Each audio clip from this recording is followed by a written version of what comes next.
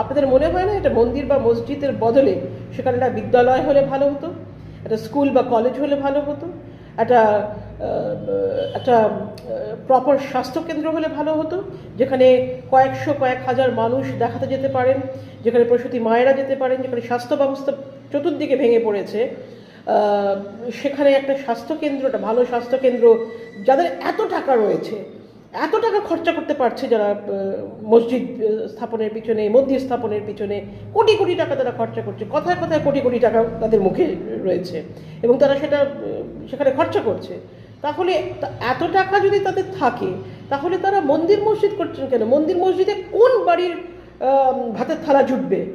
কোথায় শিক্ষা প্রতিষ্ঠান তৈরি হবে? ছেলেমেয়েরা কোথা থেকে শিক্ষা পাবে?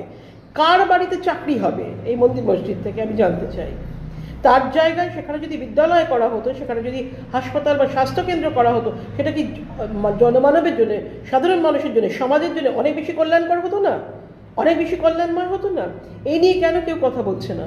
এই নিয়ে আপনারা সাধারণ মানুষ কেন কথা বলছেন না?